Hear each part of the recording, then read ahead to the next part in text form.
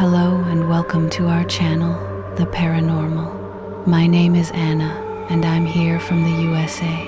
On this channel, we bring you true horror stories from all around the world. These are real tales based on reality. If you've experienced something terrifying yourself, please feel free to email us your story. Just a heads up, if you're easily scared, you might want to skip this video now. Today's chilling tale takes place on a ship and it reaches us all the way from India. Let's dive into the story. This is a true story, one that still feels surreal even now. It happened during my first and last voyage on a foreign-going ship called MV Spar Ruby. The entire crew was Indian. I clearly recall it was March 2006, and we were sailing through the North Atlantic, bound for Trieste, Italy, carrying a cargo of wheat. Routine maintenance on the hatch covers was scheduled for this leg of the journey.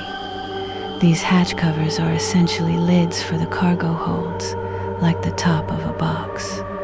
The weather was unusually pleasant, so the covers of the foremost hold, number 1, were partially open for painting. We couldn't complete the entire job that day, so it was decided to leave it open to allow the paint underneath to dry. Around 10:30 p.m., the chief officer called my cabin, instructing me to close the number 1 hatch. I quickly put on my shoes, grabbed a torch, and informed the bridge, the ship's control center, that I was heading on deck.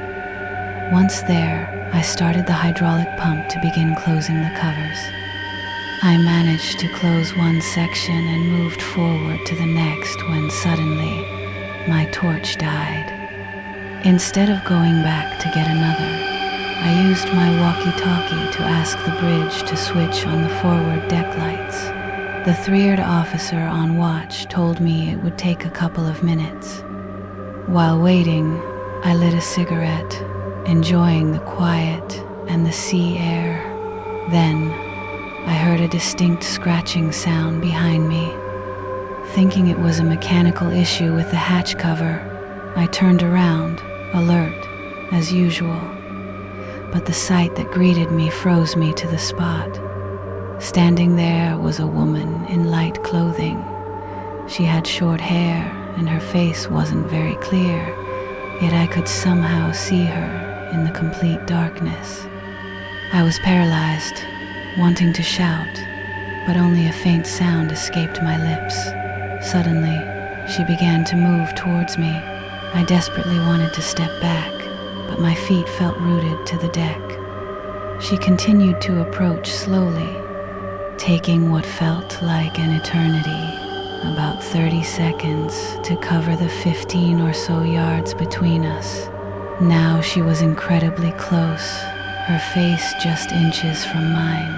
I could see her clearly then. She was a beautiful woman, around 35, perhaps of South American descent, yet her skin had a pale, almost yellow hue. Most striking were her eyes, which seemed to hold the weight of all the world's sorrow. Just as I started to process this impossible situation, the forward deck lights flickered on. I instinctively glanced towards the light, and in that fleeting second, I looked back at the woman, gone. There was no sign of her, and then I lost consciousness. Pratap, are you all right? My senses returned to the chief officer leaning over me, his voice gentle as I opened my eyes. He was a good man. He didn't press for details and simply told everyone to leave so I could rest. He instructed the duty seaman to check on me every 2 to 3 hours. The next day, I recounted the entire bizarre incident to the chief officer, still in disbelief. He tried to reassure me, suggesting it was likely due to the heavy workload and stress common on ships. I, too, tried to dismiss it as a bad dream and didn't dwell on it. About a month later, In mid-April, we had just loaded steel coils in Alexandria, Egypt, and were heading to the US. One of my daily duties was to go into the cargo holds to check the temperatures. It was the 4th day since we left Egypt. In the evening, I was doing my rounds, almost finished. I entered number 5 hold, climbed down to the bottom, placed the thermometer on the floor, and began noting the readings. Suddenly, inexplicably, I turned around, and there she was again, the same woman, sitting in the narrow space between 2 massive steel coils. She was wearing the same light clothes, but this time she was weeping. I could clearly see the tears on her face. Mustering all my courage, I asked her who she was. Silence. I asked again, but there was still no response. I don't know what possessed me, but I actually shouted at her, something I immediately regretted. Just then, the ship began to roll violently. We were in the Mediterranean, and the sudden, unexpected movement was alarming, especially with a cargo of steel coils, which could shift dangerously. The duty seaman outside the hatch called down the ladder, urging me to come up quickly. Again, the urgency snapped me out of my focus on the woman, and when I looked back, she was gone. After that second encounter, the woman became an unsettling presence in my life on the ship. She started appearing in the living quarters as well. The first time was near the crew's toilet after dinner. A few days later, I saw her in the radio room. The frequency of her appearances increased, and I knew I had to do something because it was starting to affect my work.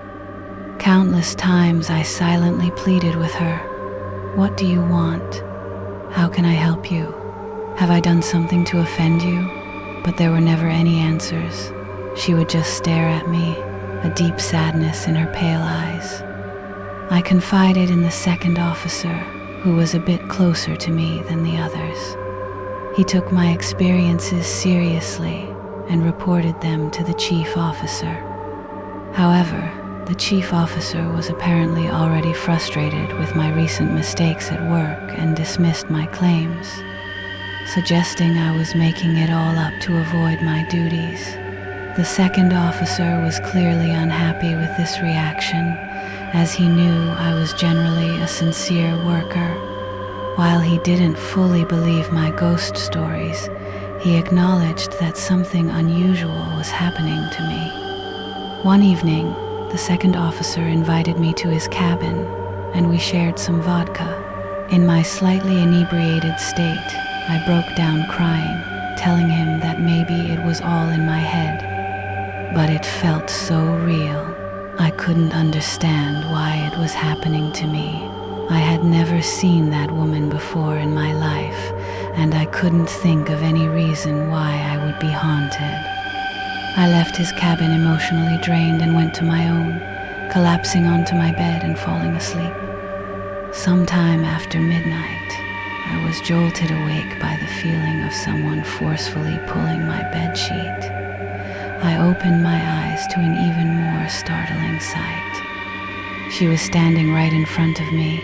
The cabin lights were on, and she was just a short distance away. Tonight, she was wearing a bluish gown with a small Arabian-style cap on her head. Suddenly, my body felt clammy and heavy, like I was paralyzed. My hands began to tremble uncontrollably.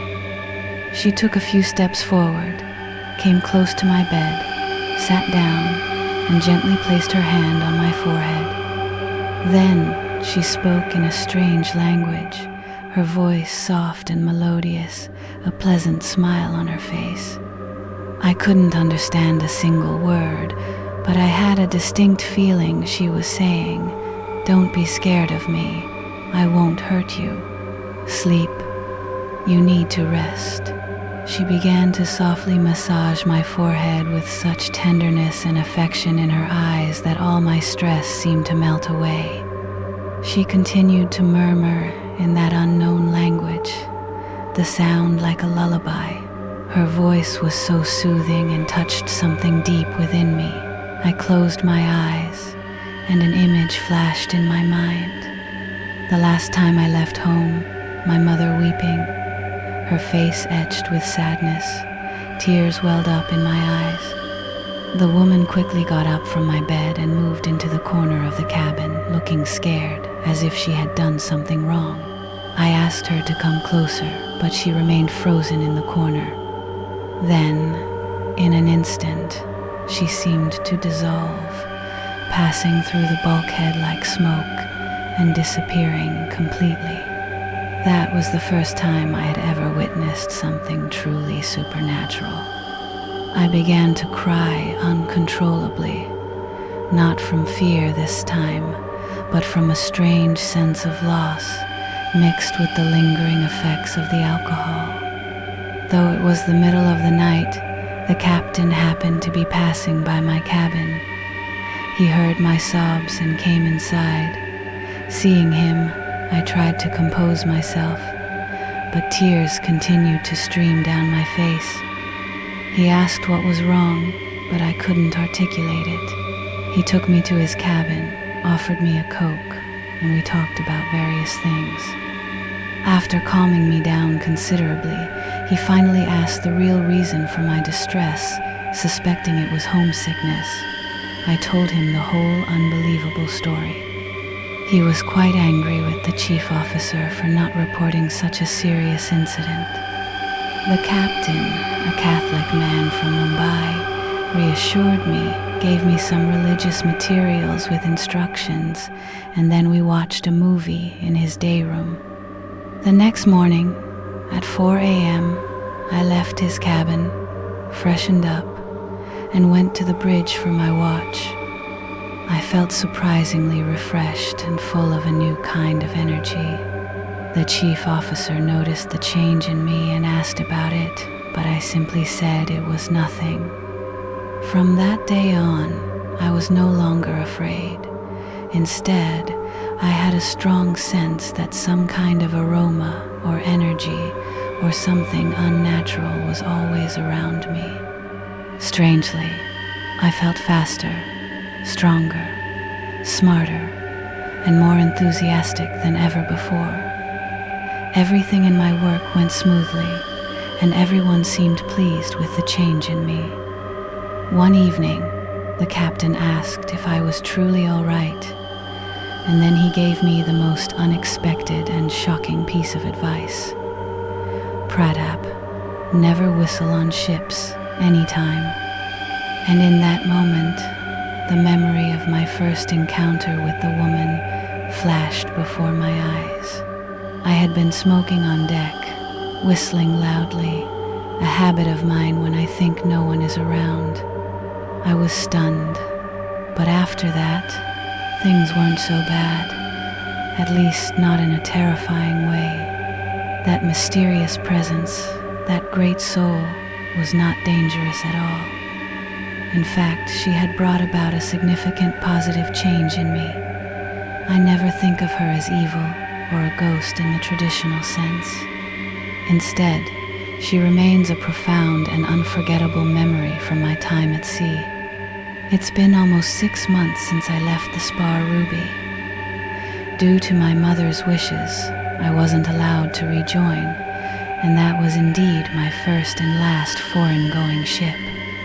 Yet, I still vividly remember that beautiful face with the big blue eyes, filled with what felt like endless affection.